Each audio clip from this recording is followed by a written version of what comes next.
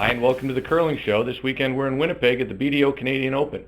We caught up with Kevin Martin between games to talk to him about the success of the Slam events and where he thinks the game is headed. After starting the Slam with some other curlers, but you were certainly a big proponent of it earlier, how do you feel about the success of this event so far? Well, this event and most of the events in the last couple of years, actually, it's grown. I think it's grown quicker than I certainly ever thought it would. I knew it would. The best players playing the best players in any sport is what will progress and will be what everybody wants to see, especially the fans and the kids. And to have these events take off like they have, and tonight you're going to see a heck of a night with Kerry Burtnick, who's a past president of the Players Association and one of the big backers of the Slam, being introduced tonight, and you're going to see the crowd go crazy. That's going to be wonderful. Talking about tour teams, and after the trials you talked to Scott Russell, and you said he asked if you'd be back at another trials event, and you said you would be back if they'd have tour teams in it. Have you ever thought about putting together a team just for tour events and maybe trying to get to the trials that way? Not playing provincial playdowns? Not so much a tour team. I don't think that's fair. Right.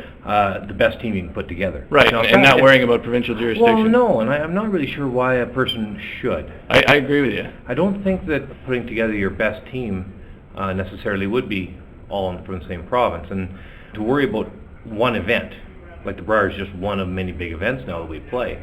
And if you can't go across the borders to get your team together, should you not do that? I'm not sure about that, how I'll progress, but I think you're going to see a lot of changes in our sport in the next 5 years. Like, there's been so much in the last 5.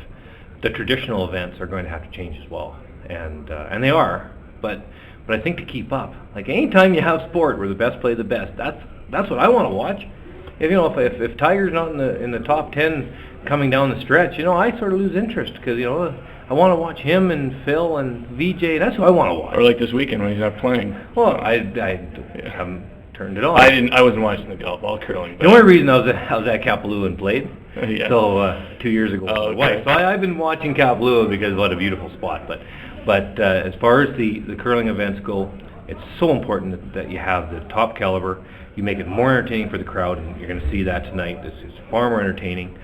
The young kids, our viewership in the building, our in attendance audience, is somewhere between 12 to 15 years younger than the traditional curling audience.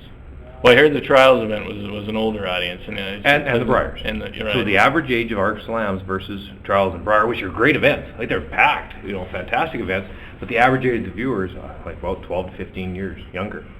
That's a good sign.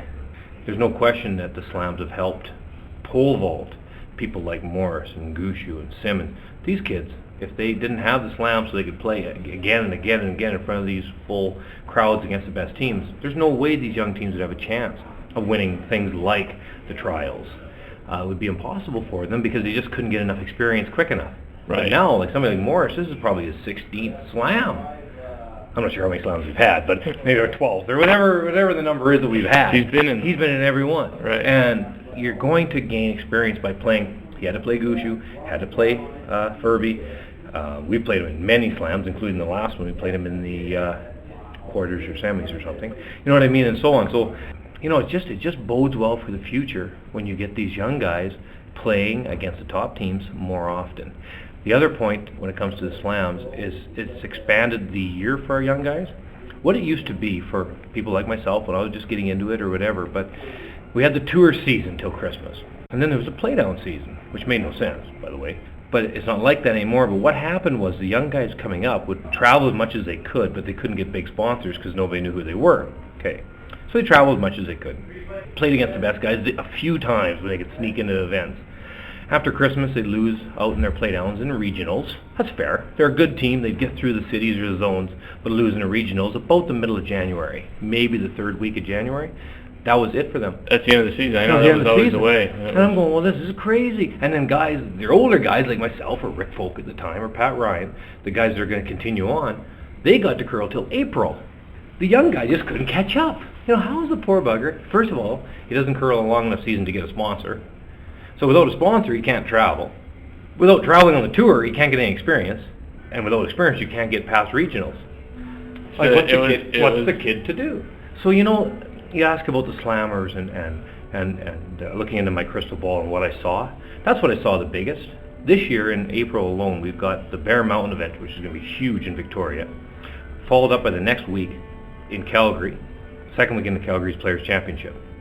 And then the week after that, I run my junior spiel. I have 64 junior teams come into Edmonton.